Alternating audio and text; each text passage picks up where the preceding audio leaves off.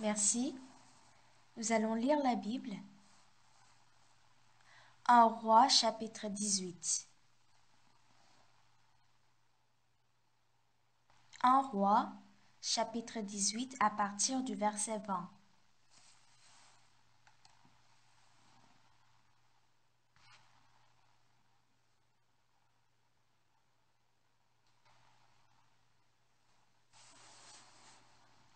Si vous avez trouvé, je vais lire à partir du verset 20 jusqu'au verset 40. Achab envoya des messagères vers tous les enfants d'Israël et y rassembla les prophètes à la montagne du Carmel. Alors Élie s'approcha de tout le peuple et dit, « Jusqu'à quand clocherez-vous des deux côtés? Si l'Éternel est Dieu, allez après lui. Si c'est Baal, allez après lui. » Le peuple ne lui répondit rien. Et Élie dit au peuple, « Je suis resté seul des prophètes de l'Éternel, et il y a 450 prophètes de Baal. Que l'on nous donne 2 taureaux, qu'ils choisissent pour eux l'un des taureaux, qui le coupent par morceaux et qui le placent sur le bois sans y mettre le feu. Et moi je préparerai l'autre taureau, et je le placerai sur le bois sans y mettre le feu. Puis invoquez le nom de votre Dieu, et moi j'invoquerai le nom de l'Éternel. Le Dieu qui répondra par le feu, c'est celui-là qui sera Dieu. » Et tout le peuple répondit en disant, « C'est bien. » Élie dit aux prophètes de Baal, « Choisissez pour vous l'un des taureaux, préparez-le les premiers, car vous êtes les plus nombreux. Et invoquez le nom de votre Dieu, mais ne mettez pas le feu. » Ils prirent le taureau qu'on leur donna et le préparèrent.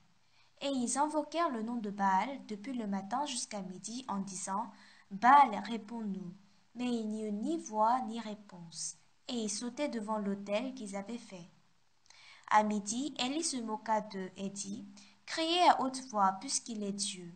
Il pense à quelque chose, ou il est occupé, ou il est en voyage, peut-être qu'il dort, et il se réveillera. » Et ils crièrent à haute voix, et ils se firent, selon leur coutume, des incisions avec des épées, avec des lances, jusqu'à ce que le sang coulât sur eux. Lorsque midi fut passé, ils prophétisèrent jusqu'au moment de la présentation de l'offrande. Mais il n'y eut ni voix, ni réponse, ni signe d'attention. Et Élie dit alors à tout le peuple, « Approchez-vous de moi. » Tout le peuple s'approcha de lui, et Élie rétablit l'autel de l'Éternel qui avait été renversé.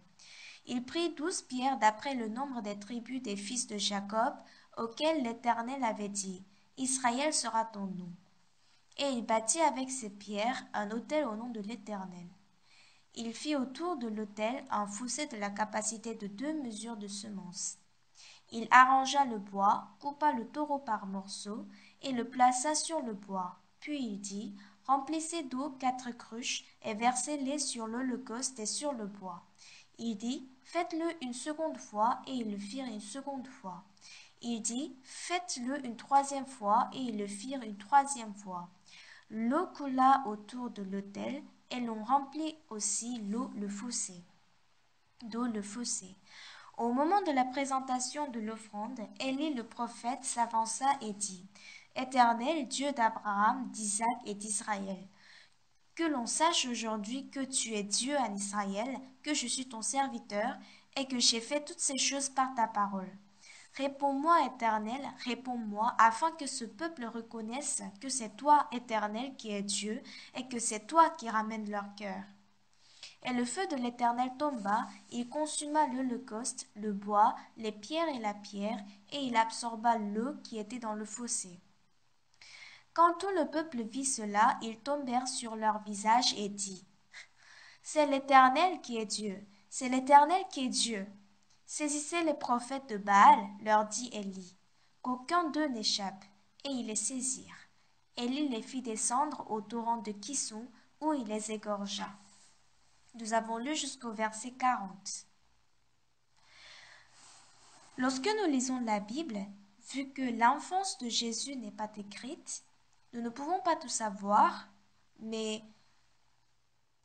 nous ne pouvons pas voir les sentiments personnels ou humains en Jésus après qu'il ait grandi. Cependant, Abraham ou David ou même Élie Même s'ils sont des serviteurs de Dieu, parce qu'ils sont des hommes, nous voyons des caractères humains en eux, leur justice, de même que leur volonté. Et lorsque nous voyons que Dieu tient leur cœur et qu'ils sont guidés par les mains de Dieu, nous ne pouvons qu'être étonnés.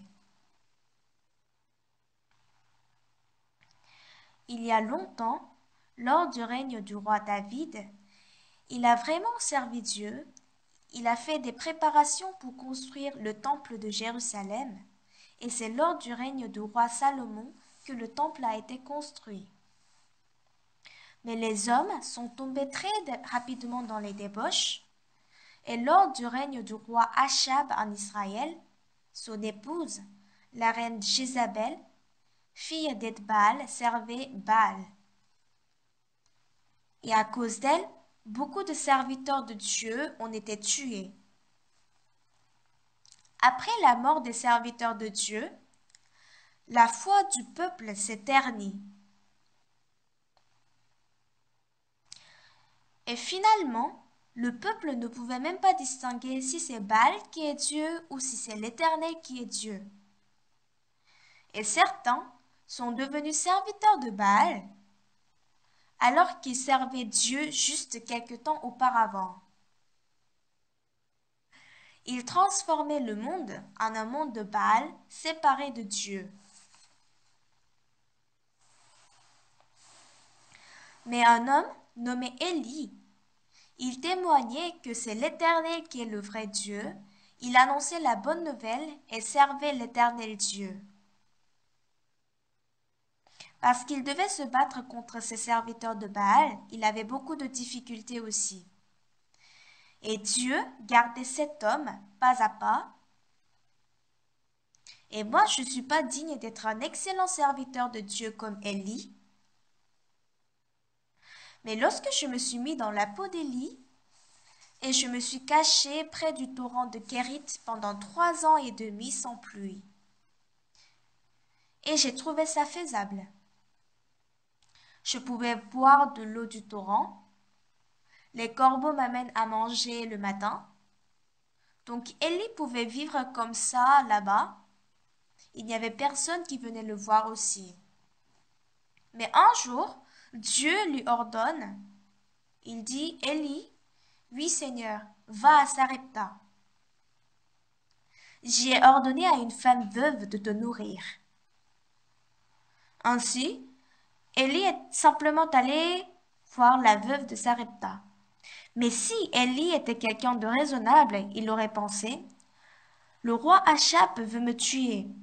Si je reste ici près du torrent, dans la montagne, il n'y a pas de problème. Mais si je rentre dans la ville, c'est possible qu'ils aient mis ma photo ou qu'il ait publié à la télévision. Bien sûr, il n'y avait pas de télévision à cette époque-là, mais de toutes les façons, ils vont facilement me trouver.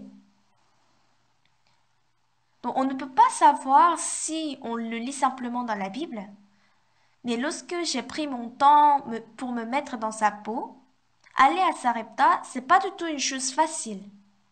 Dieu, est-ce que je dois vraiment aller à Sarepta? Si la veuve ne me donne pas du pain, qu'est-ce que je vais faire? Il y avait beaucoup de difficultés pareilles.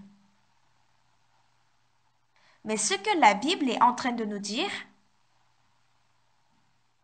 ce n'est pas Élie qui dit « Oh, c'est un grand fardeau d'aller à Sarepta. C'est pas facile d'être avec une veuve. Et qu'est-ce que je vais faire si on m'arrête? Qu'est-ce que je vais faire si la veuve ne me donne pas du pain? » Non, la Bible n'a pas écrit ces caractères. Dans notre Église, il y a beaucoup de pasteurs. Le nombre des pasteurs ont augmenté dans notre mission, de même que les travaux de l'Église. En 2016, j'ai rencontré plus de 10 chefs d'État. Les gouvernements nous ont accueillis. Ils nous ont demandé de faire des conférences de l'éducation de l'esprit, de donner l'éducation d'IYF, et plusieurs gouvernements nous ont donné le terrain. comme nous avons le terrain, nous devons construire là-dessus, faire des centres et ouvrir le département de l'éducation de l'esprit dans des universités. Nous devons ainsi envoyer des professeurs. Donc si je m'assois pour penser à ce que nous devons faire, il y a vraiment beaucoup de choses à faire. Mais il y a vraiment peu de gens pour faire ça. Vous connaissez la Macédoine dans la Bible, n'est-ce pas? Dans cette ville où les fidèles frères étaient, il n'y a pas d'évangile. Et dans cette ville, on nous demande d'envoyer des missionnaires. En Albanie, on nous demande également d'envoyer des missionnaires. Ce qui est plus étonnant est que lorsque nous allons à l'étranger, il y a 500 ou 300 et parfois 150 pasteurs qui ne sont pas de notre Église. Ils viennent pour apprendre l'évangile que nous prêchons. Ils s'étonnent en disant « Ah, l'évangile que vous prêchez, c'est la vérité. Mais comment est-ce qu'on a pu l'ignorer jusqu'à présent ?» On a vraiment besoin des gens.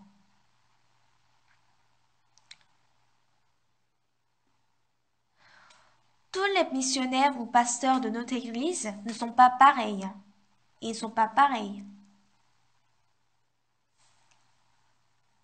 Si nous lisons la Bible, nous pouvons savoir que tout le monde qui croit en Dieu n'est pas pareil. C'est ça que la Bible dit, c'est ça que l'Église est en train de dire. Même vous qui êtes là ce matin, vous n'avez pas le même cœur. Certains disent, oui, il y a l'évangile dans notre Église, je dois prêcher l'évangile, c'est ça qui est le plus important. Nos pasteurs s'efforcent pour ça. Et d'autres disent, ah, on nous parle encore d'évangile, le salut, ça suffit. Et s'ils entendent que les autres critiquent notre Église, ils doutent, ah bon, c'est vrai? Le cœur n'est donc pas le même. Et nous devons bien analyser les problèmes qui viennent de ça.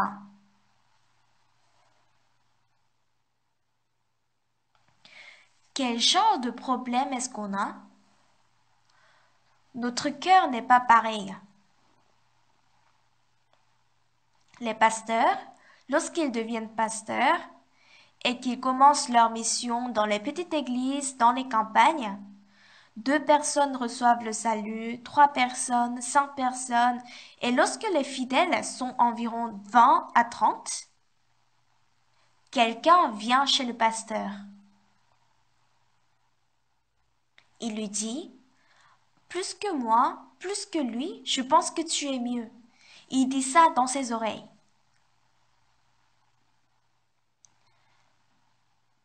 Un invité invisible, il vient dire, ce monsieur semble être intelligent quand on était ensemble à l'école de mission, mais il n'est rien. Ça fait déjà 3 ans qu'il est pasteur, mais il n'a que 20 fidèles. Moi, j'ai beaucoup de fidèles. Chers frères et sœurs, Satan dit toujours ça.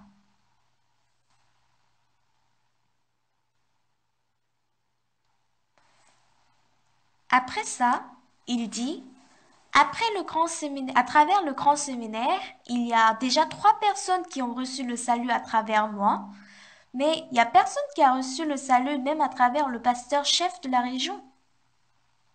Il voit ça par hasard. Dans ses yeux, oh, même le pasteur dirigeant de région, il n'est rien. Jusque-là, il n'y a pas de problème. Mais le vrai problème, c'est que il se considère dans son cœur. Même si on lit la même Bible, même si on écoute la même prédication, même si on fait la même étude biblique, il faut trouver le cœur de Dieu qui a dit ça dans la Bible.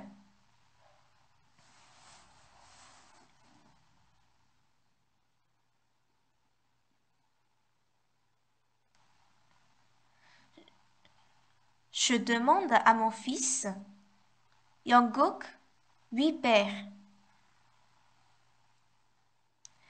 J'aimerais que tu ailles faire ça là-bas. D'accord, père. Et il y va. Hé, Jungkook, viens ici. Il vient. Père, qu'a-t-il? J'ai prié aujourd'hui et j'ai eu ce cœur. Je veux donc que tu fasses cela. D'accord, père, je ferai de tout mon cœur.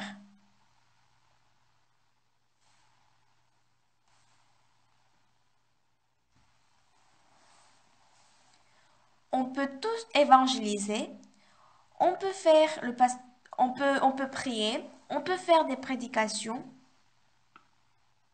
mais lorsqu'on ouvre la Bible, on voit le monde de Dieu qui est invisible apparemment.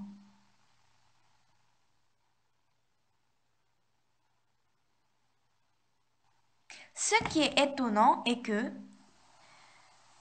David n'a pas compris le cœur de Dieu après avoir écouté sa parole.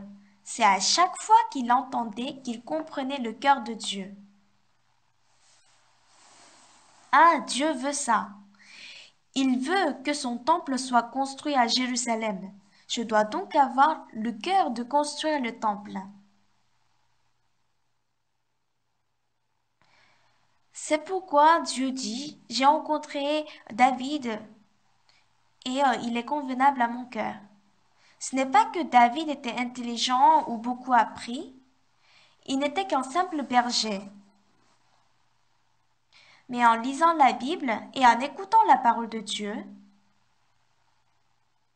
le cœur de Dieu est entré dans le cœur de David et ce cœur a chassé toutes ses pensées. Le cœur de Dieu était bien placé en lui et toutes choses de sa vie étaient faites par Dieu. Mais certaines personnes qui écoutent la même parole, toujours, leur cœur se tient droit.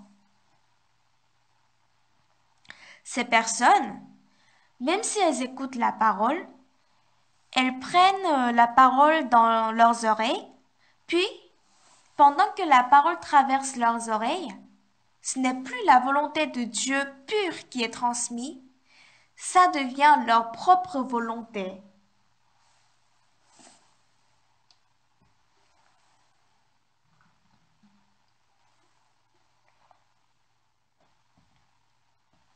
Parmi les pasteurs de notre Église, il y a beaucoup de pasteurs respectables.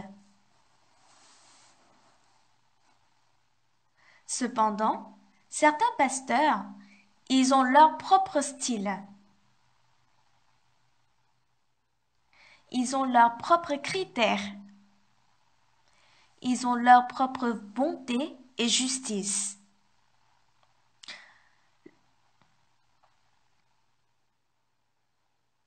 Lorsque je parle avec ce genre de pasteur, je l'écoute, mais en l'écoutant, je ressens ses pensées. Dans ce qu'il dit, il inclut beaucoup ses pensées. Pourquoi? Parce qu'il a ses points de vue. Alors que Dieu a envie de l'utiliser,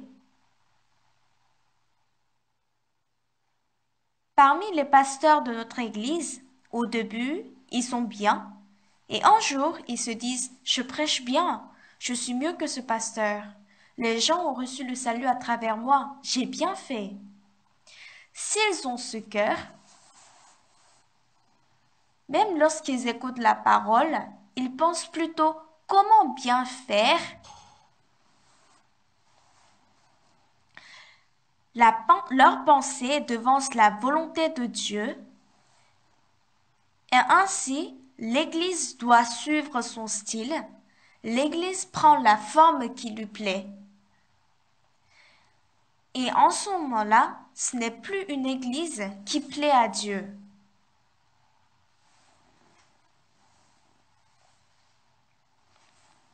C'est pourquoi on se bat toujours avec les pasteurs.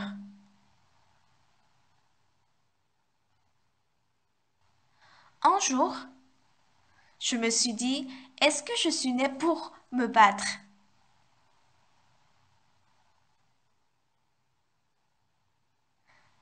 Je, je dois me battre avec les élèves de l'école de mission, avec les pasteurs, avec les fidèles, avec ma femme et même avec moi aussi. Je me suis trouvée devant plusieurs batailles.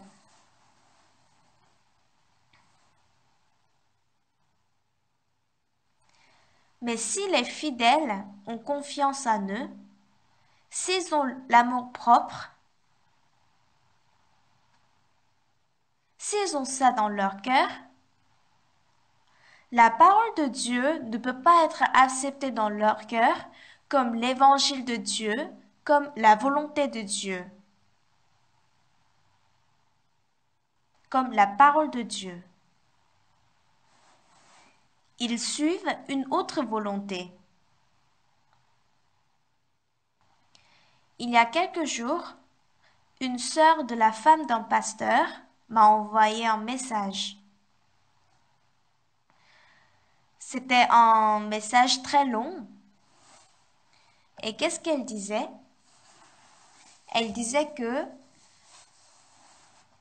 la chair doit être sanctifiée, mais que pasteur Oxupark ne connaît pas bien la sanctification de la chair. Elle a cité 10 versets tirés de la Bible et elle a parlé de l'importance de cette sanctification. Elle a critiqué ainsi l'Église Mission de la Bonne Nouvelle, que cette Église n'enseigne pas la sanctification. Ce qui est étonnant est que si on regarde la Bible de ce point de vue, ça se lit de cette manière. Mais ce qui est plus important, c'est que l'effort pour la sanctification commence par les hommes. On est sanctifié si seulement si Jésus nous rend saints. Nous ne pouvons pas être sanctifiés par nous-mêmes, par nos efforts. Vous comprenez? Comment est-ce que nous pouvons changer nos désirs, nos plaisirs, nos passions de la chair pour être sanctifiés? Comment est-ce que nous pouvons nous transformer? Parfois, c'est comme si je sens le feu en moi. Cette étonnante nouvelle,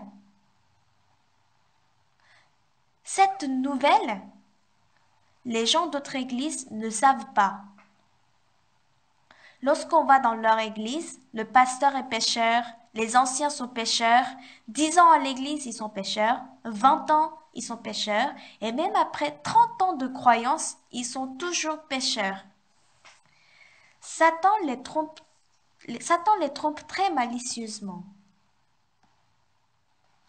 Lors du prophète Élie, la reine Jézabel a servi Baal. Les gens qui croyaient en Dieu sont allés un à un vers ce qui lui plaît, vers leurs pensées.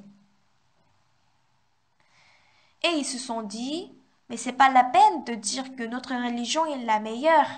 On doit aussi accepter celle des autres, n'est-ce pas?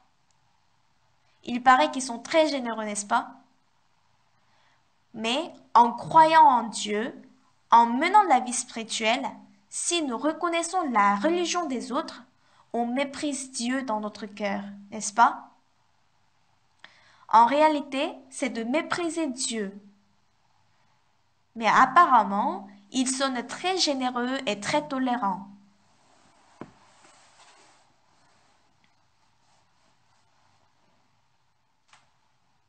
Oui, c'est ça. C'est pourquoi, aux yeux des hommes, oh, regarde les serviteurs de Baal, regarde comment ils servent leur Dieu. Mais ce n'est pas parce qu'ils n'ont pas la vie spirituelle qu'ils servent si ardemment.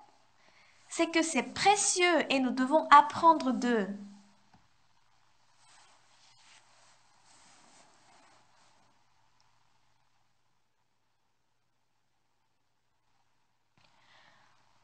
En faisant des études bibliques dans les prisons, j'étais étonnée.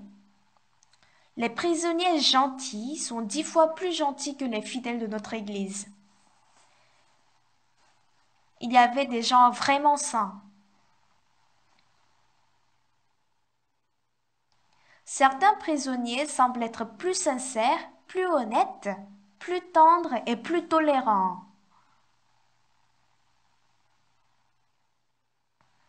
Cependant, leur cœur quitte Dieu.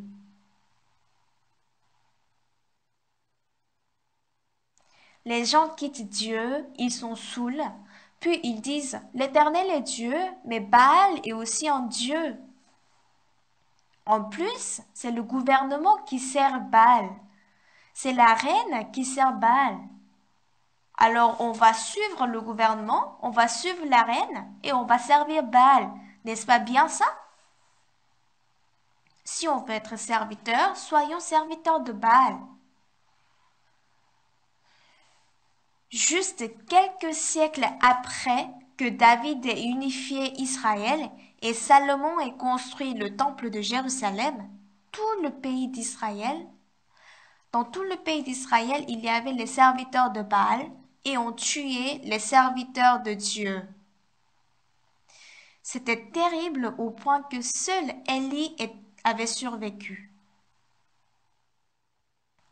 Le peuple, lorsqu'il écoute le serviteur de Baal, il pense que Baal a raison, et lorsqu'il écoute Élie, il pense aussi qu'Élie a raison. Alors, ils se disent, on va suivre ce qui est facile. La place de Dieu dans notre cœur, le trône de Jésus qui a coulé son sang sur la croix pour nous sauver du péché, commence à être détruit, commence à se ternir.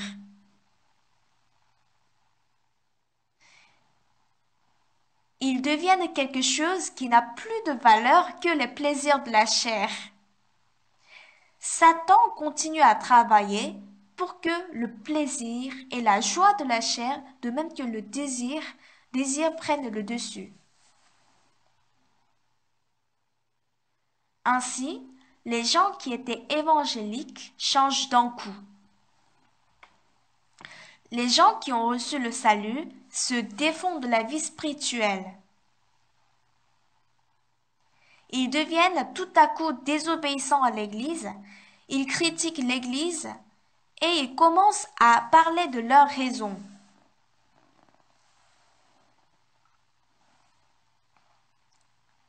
Satan est très rusé et très malin.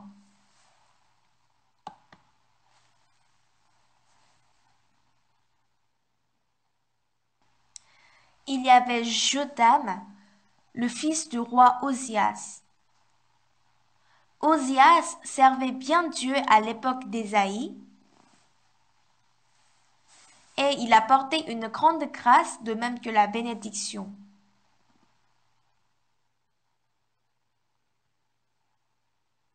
Et puis, il est devenu orgueilleux. Et Osias a commencé à mépriser les serviteurs. Oh, ces sacrificateurs, ils sont idiots et qu'est-ce qu'ils font eux? Pourquoi les sacrificateurs seulement doivent donner le culte? Moi aussi je peux le donner. Moi je suis roi.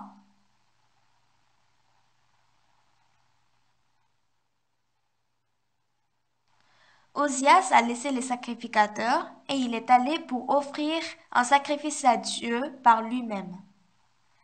Azaria, le sacrificateur, a empêché le roi. Mon roi, vous ne pouvez pas offrir l'offrande. Quoi?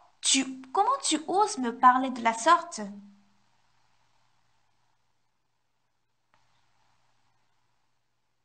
Et Osias, le roi, est devenu lépreux sur place. Le sacrificateur l'a repoussé. Et puisqu'il est lépreux, il ne pouvait plus entrer dans le royaume, il demeurait dans un palais secondaire, et c'est son fils Jotham qui a régné sur le pays. Le roi Jotham a bien vu que par la grâce de Dieu, son père avait reçu la bénédiction et la grâce. et que le pays était aussi en abondance, mais qu'à cause de l'orgueil, son père a méprisé le serviteur de Dieu et il s'est considéré plus juste que le serviteur de Dieu. Et en donnant le sacrifice, il est devenu lépreux. Jotham avait un cœur humble. Je dois craindre Dieu.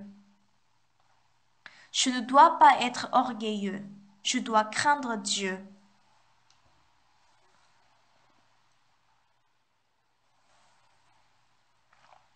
Lorsque Osias était au palais secondaire et qu'il vivait simplement, Jotham a régné sur le pays. Il était très prudent et humble.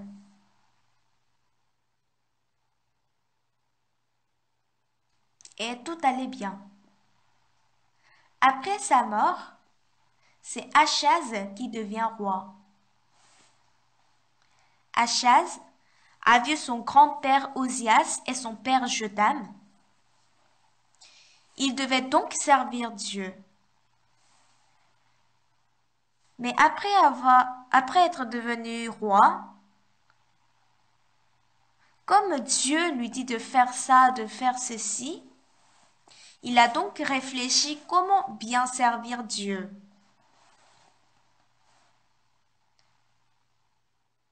Et il a commencé à servir Baal et les idoles.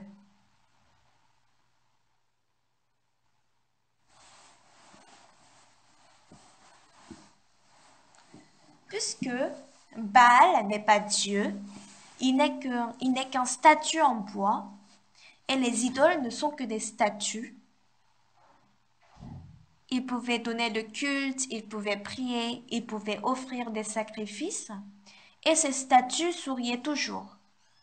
Ils ne disaient rien, et c'était vraiment facile à servir. Oh, c'est trop bien ça! Alors que Dieu me dit toujours de faire ça, d'abaisser mon cœur, d'abandonner mes pensées, d'être humble, de ne pas faire confiance en moi. Et comme on ne lui disait plus ça, Achaz trouvait ça très bien. Lorsque Jotham régnait, le pays était en paix. Mais à partir du moment que Achaz est monté au trône, le pays commence à être brisé.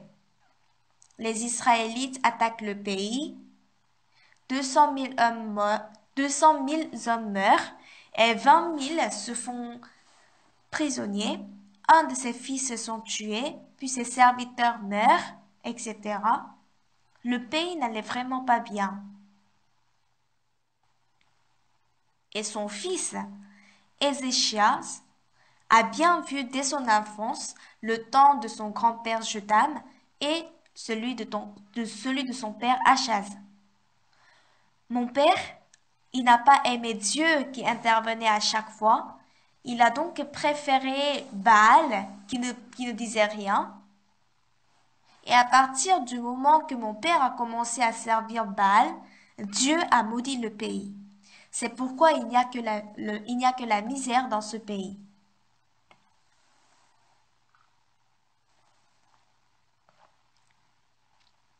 Le premier jour du règne d'Ézéchiel,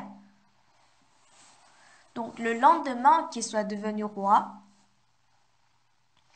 il rassemble le peuple pour ouvrir les portes du temple de Jérusalem, puis il nettoie proprement pour servir Dieu. Dieu le bénit et on voit que le pays se fortifie.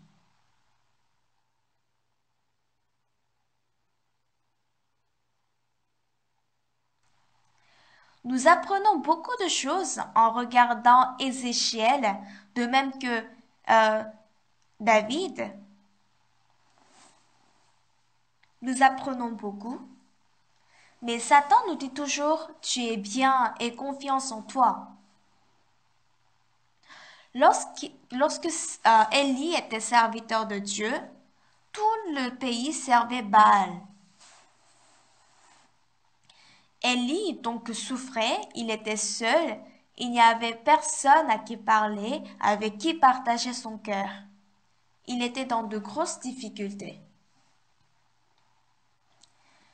Mais Dieu voulait montrer à travers Élie qu'il est le vrai et unique Dieu dans ce pays obscur et sombre.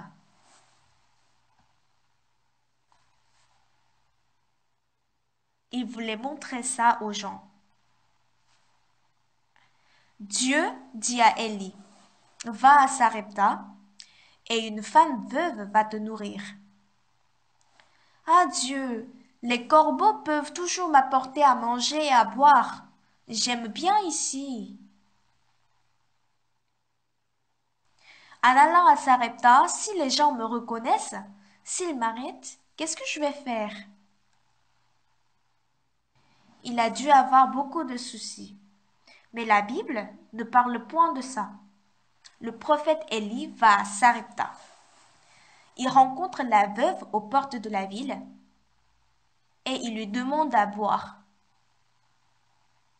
La femme est donc à l'épuiser et il ne demande pas seulement de l'eau, mais il lui demande de lui apporter du pain. La veuve de Sarepta lui dit, ô homme de Dieu, je n'ai rien de cuit, je n'ai qu'une poignée de farine dans un pot et un peu d'huile dans une cruche.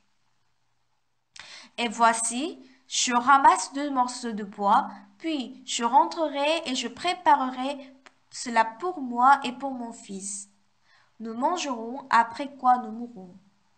Élie lui répond, ne crains point, rentre, fais comme tu as dit. Seulement prépare-moi d'abord avec cela un petit gâteau. Ainsi parle l'Éternel, le Dieu d'Israël.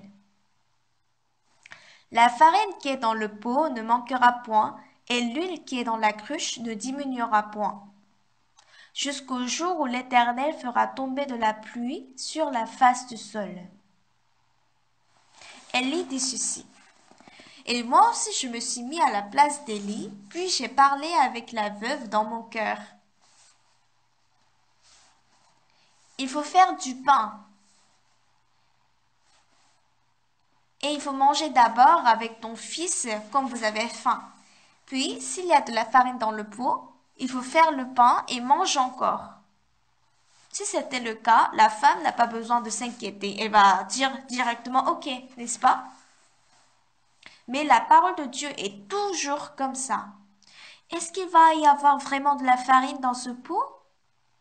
Si le pot ne sera pas rempli de farine, c'est que ce monsieur m'a volé du pain, le pain qui est plus précieux que la vie.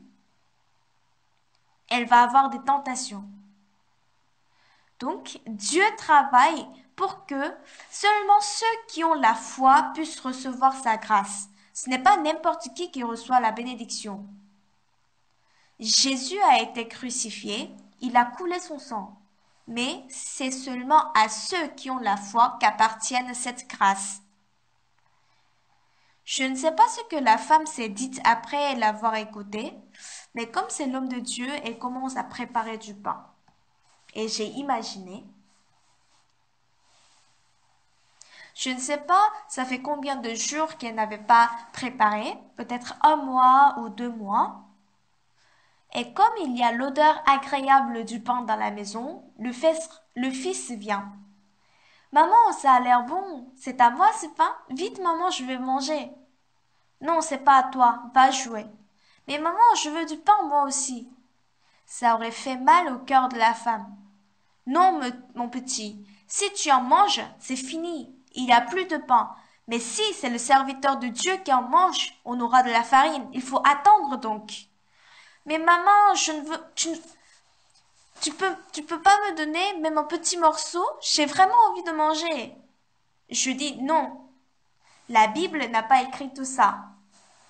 Pour que la Bible ne pèse pas trop lourd. Les soucis d'Élie avant d'aller à Sarepta, les doutes de la veuve. Qu'est-ce que je vais faire si le pot reste vide? Même si je vais mourir, je veux manger ce pain. Après, s'il y a vraiment de la farine dans le pot, en ce moment-là, je peux faire du pain pour le serviteur de Dieu. Il est possible qu'il ait pensé ainsi. Mais Dieu ne nous bénit pas comme ça, sans rien.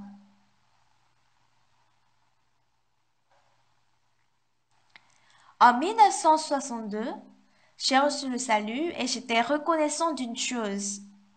Bien sûr, il y avait des difficultés, j'étais persécutée, il y avait des gens qui étaient contre moi parce que je prêchais l'évangile. La plus grande bénédiction que j'ai eue en prêchant l'évangile, c'est que mon père a reçu le salut. Mon grand frère a reçu le salut, mes 2 sœurs ont reçu le salut, de même que mon petit frère. Mon oncle qui était au Japon m'aimait beaucoup, mais à cause de la religion, on disputait souvent.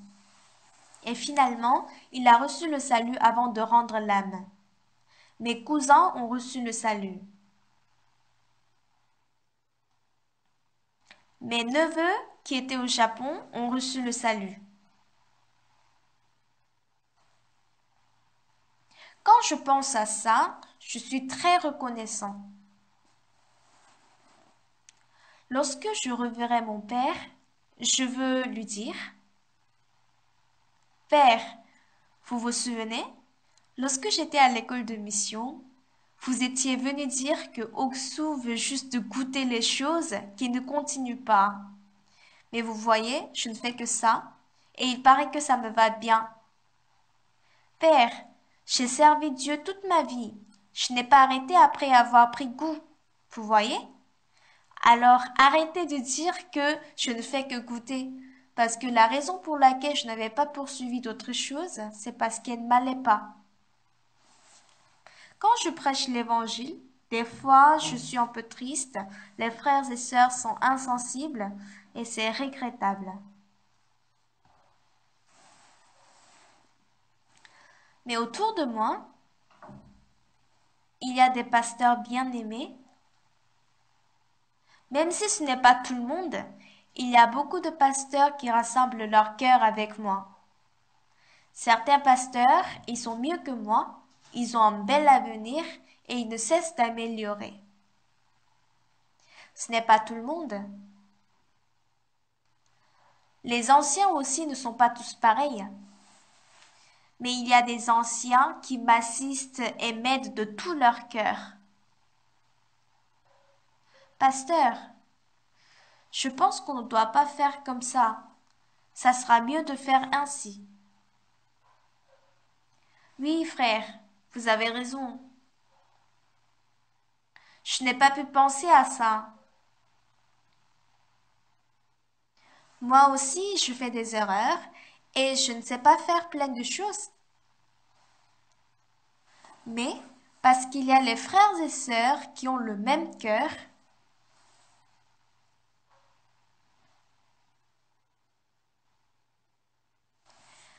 moi je suis différent d'Élie. Il n'y a que la veuve et comme elle a un même cœur que lui, il devait être très reconnaissant. C'est comme il y a longtemps, lorsque la sœur Songwol-sun a reçu le salut quand j'étais à Apkourton. J'avais eu ces moments. Mais les frères et sœurs ont perdu leur foi et se sont éloignés de Dieu. Comme ils ont des difficultés, ils hésitent et certains ont quitté Dieu.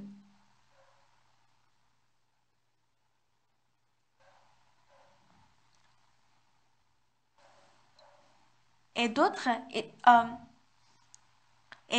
ils se repentissent et ils disent, Pasteur, je ne savais pas, je suis quelqu'un qui n'a vraiment pas la foi et j'étais arrogant. Ils se détournent de leurs pensées. Dans l'Acte chapitre 28, il n'y a pas de fin, donc de conclusion. Pourquoi le livre d'Actes n'a pas de conclusion? C'est parce qu'il continue jusqu'à aujourd'hui.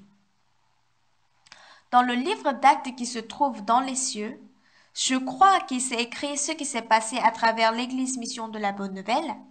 Je crois que chacun de nos frères et sœurs est écrit là-dessus. Il va être écrit les frères et sœurs qui unissent leur cœur avec l'Église malgré les difficultés et qui ne suivent pas leurs propres pensées et qui essayent de toujours découvrir la volonté de Dieu en pensant et en méditant leur cœur. Et certains frères et sœurs, bien sûr, qui ont un cœur hautain et qui se plaignent de tout.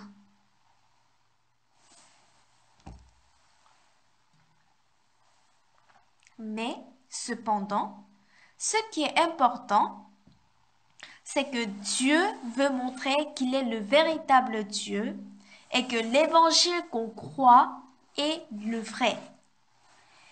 Il veut nous faire connaître ça, il veut faire connaître cela par tous.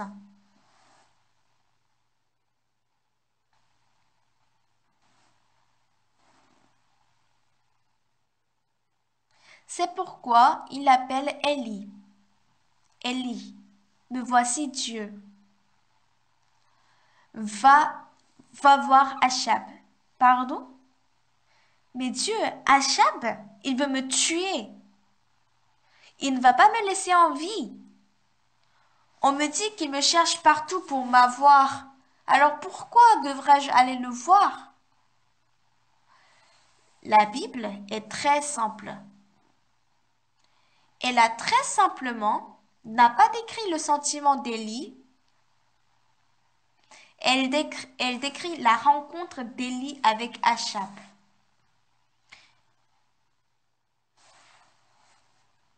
Et ils se rencontrent dans la plaine. La première phrase, c'est « Est-ce toi qui jettes le trouble en Israël ?» Je ne trouble point Israël, c'est toi au contraire et la maison de ton père. Fais maintenant rassembler tout Israël auprès de moi, à la montagne de Carmel, et aussi les 450 prophètes de Baal et les 400 prophètes d'Astarté qui mangent à la table de Jézabel. Le roi Achab est très simple, il dit d'accord et il les rassemble. Et Élie était là-bas, il les regarde. Ah, ce sont les gens qui avaient autrefois reçu le salut et qui dansaient de joie. Ce sont des gens qui avaient rendu gloire à Dieu après avoir reçu le salut. Mais maintenant, ils sont du côté de Baal et ils tuent les serviteurs de Dieu.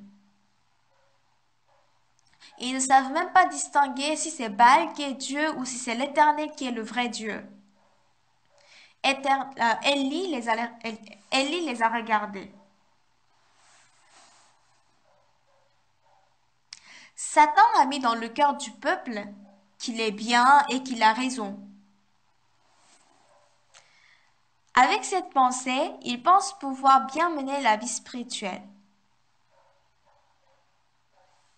Il y a quelque temps, quelqu'un a dit « Où est la cloche avant Jésus-Christ » Ça m'a fait rire.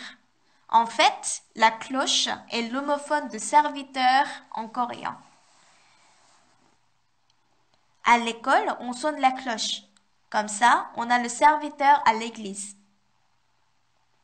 L'Éternel ne fait rien sans avoir révélé son secret à ses serviteurs, les prophètes, n'est-ce pas?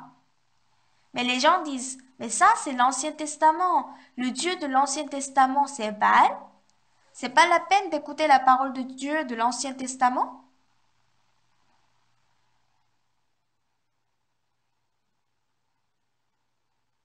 Les gens arrogants, orgueilleux ont dépravé. La première des choses, c'est d'abandonner la vie spirituelle. Je vois que dès le moment qu'on quitte l'Église, la vie spirituelle est détruite. Les gens qui étaient autrefois pasteurs boivent de l'alcool, ils vivent dans les débauches, ils fument, ils divorcent. Satan, pour détruire leur vie spirituelle, a haussé leur cœur. Mais ils n'ont pas la sagesse pour comprendre ceci. Puisqu'ils sont devenus des gens qui sont mieux que le serviteur de Dieu, ils pensent que leur jugement a raison sur la parole du serviteur de Dieu. L'apôtre Paul a dit que beaucoup de gens se sont fait ennemis de la croix. Est-ce que c'est la vérité rester toujours pécheur alors qu'on a reçu le salut? Ou est-ce que c'est la vérité de recevoir le salut par le sang de Jésus-Christ? Est-ce qu'on doit s'efforcer pour être sanctifié? Ou bien on doit mener une vie sainte par la foi que Jésus nous a déjà sanctifiés? Nous devons savoir cela parfaitement. Et j'ai dit au prophète Shimon Sap, tu bois beaucoup d'alcool, tu es alcoolique, mais tu es parfait. C'est ce que la Bible dit. Quand les gens du monde me voient, je suis hérétique, puisque je dis à un alcoolique qu'il est parfait. Mais si je suis hérétique, Jésus l'est aussi. Oui, dans la parole de Dieu, Dieu a dit, par une seule offrande, il a amené à la perfection pour toujours ceux qui sont sanctifiés. Je ne vais donc pas ajouter ma pensée à la parole de Dieu. Que je boive ou fume, que je pêche ou pas, Dieu dit que je suis juste, donc je suis juste. C'est ce qui est écrit dans la Bible. Mais les gens ne peuvent pas dire ça. Frère Shim, tu es parfait? Non, je ne suis pas. Qu'est-ce que la Bible dit? Elle dit que tu es parfait. C'est ce que dit la Bible. Alors, entre la Bible et toi, qui a raison? C'est la Bible qui a raison. Alors tu es parfait ou pas? Non, je ne suis pas parfait. Il ne pouvait jamais dire qu'il est parfait quand il se regardait lui-même. Nous, on pense même pas à nous, mais on prétend penser à Dieu, on prétend penser pour ne pas déranger Dieu. Si Dieu dit qu'on est parfait, alors on l'est. On n'a pas besoin de laver nos péchés.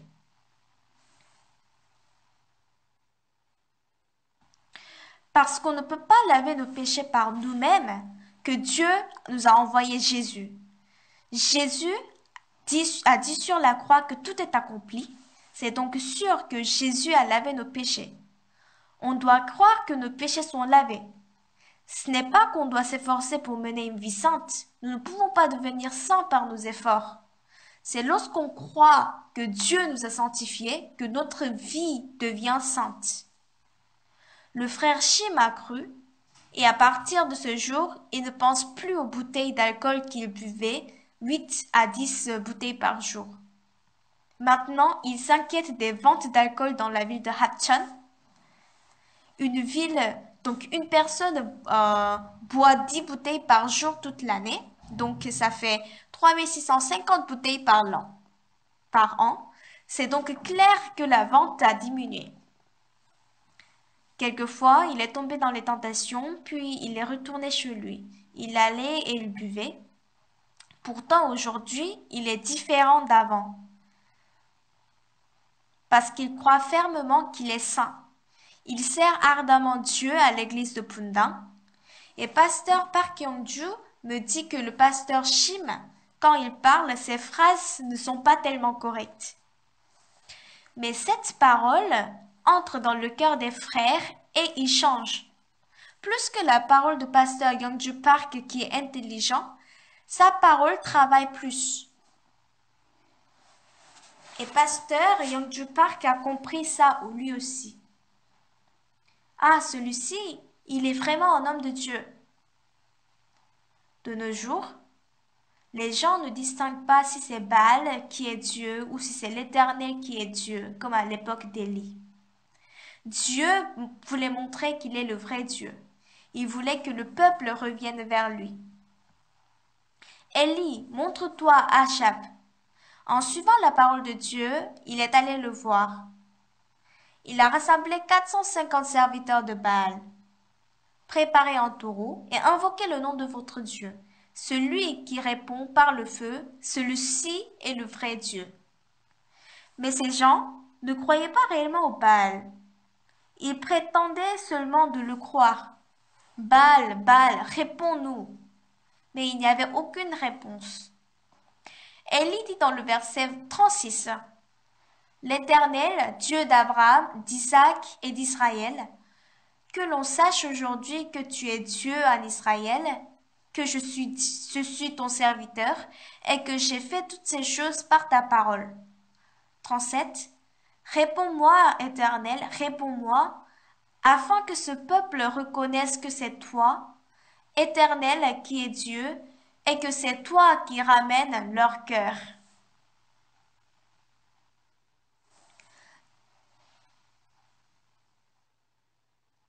Dieu est en train de dire, revenez à moi, je suis le vrai Dieu, c'est le vrai évangile, c'est la vérité. C'est ce que Dieu est en train de nous dire.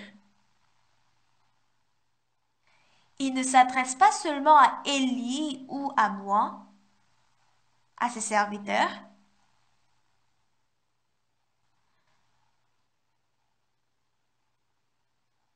Maintenant, la religion a terni, beaucoup de chrétiens quittent l'Église.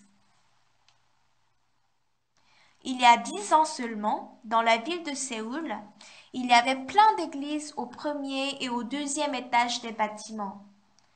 Mais maintenant, il est difficile de les voir. Beaucoup d'églises ferment leurs portes, les chrétiens quittent l'église, et cette période dure arrive, et ça me fait mal au cœur. Dieu aimerait faire son travail à travers nous. Nous devenons le petit Élie de notre temps. On fait des activités d'IYF, la chorale Gracias, la cantate de Noël, les groupes de théâtre, des spectacles comme Il y a un diable dans le cœur de ma maman. Dieu est actuellement en train de faire connaître au monde que nous sommes ses serviteurs et qu'il est le véritable Dieu.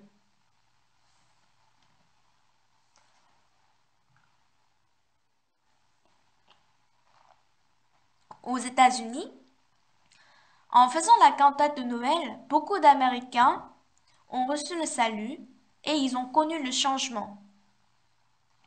Au Swaziland, en Zambie, en Inde, dans le monde entier, il y a le travail de Dieu. Chers frères et sœurs, désormais, ne soyez plus les serviteurs de la pensée, de la paix et du confort physique, les plaisirs de la chair. Devenez les serviteurs de Dieu saint. Revenez vers Christ comme Élie et vivez une vie pleine de grâce avec le salut.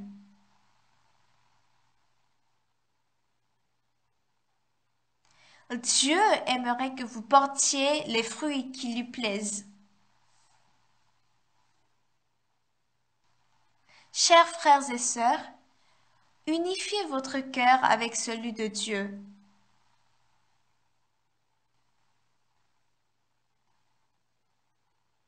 Soyez Élie de cette époque. Même si c'est difficile,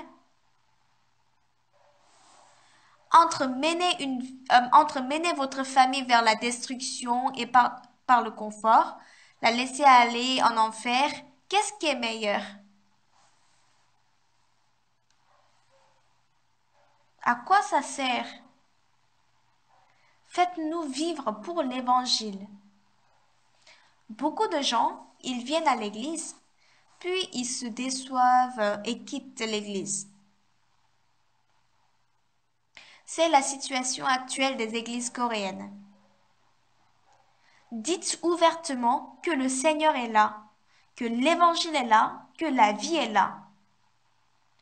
Et soyez le petit Élie et montrez que Dieu est vivant parmi nous. Comment j'ai reçu le salut, comment mes péchés ont été lavés, comment j'ai changé, comment Dieu m'a sauvé et comment je suis devenu saint. Ouvrez la bouche et parlez. Ainsi, j'aimerais qu'on fasse que c'est Dieu qui conduit le monde, non pas les forces ténébreuses.